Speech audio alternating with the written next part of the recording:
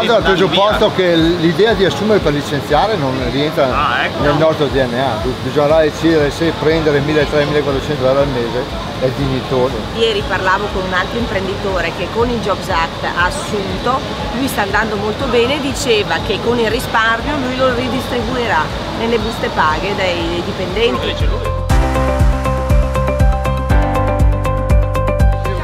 Che onore, che onore! La situazione veneta della sanità è ormai allarmante e se non la cambiamo e non la prendiamo in mano, noi altro che 3 postazioni in un anno, ne perdiamo 10 in un anno. Non parlo di strutture ospedaliere, io parlo di carrozzoni.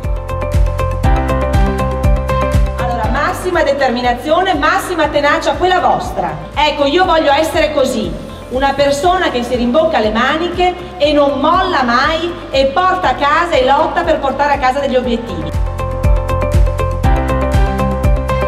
L'obiettivo di queste scuole è formare ragazzi che già oggi al 70% trovano un'occupazione.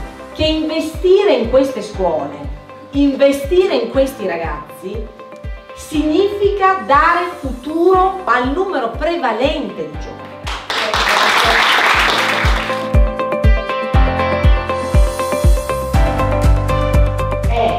Indispensabile una legge sulla cooperazione, definita insieme, studiata, realizzata insieme, giudicatevi da quello che saprò fare. E se non farò quello che vi ho detto, mandatemi a casa. Quello che dobbiamo fare domani è una rivoluzione, pensare prima agli ultimi e più fragili e poi a pensare ovviamente a chi ha di più. Noi tutte le sfide le possiamo vincere se avremo una classe politica regionale in grado di stare nei tavoli dove si prendono le decisioni, a Roma e a Bruxelles, e di condizionare le politiche. Mi sono commossa. No, dovrebbero essere tutte come lei.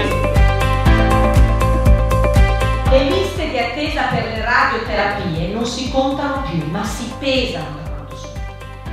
Da quante sono, le pesano, e chi ha un tumore in Veneto chiede di farsi curare ad Aviano, cioè va via. Le analisi del sangue in Veneto costano di più nella struttura pubblica che in quella privata. Guardate che la sanità veneta era un'eccellenza fino al 2010, ma si sono mangiati tutto. Ci provo e non sono sola, perché ci provano i veneti. C'è un sentimento di cambiamento, dobbiamo dare al Veneto di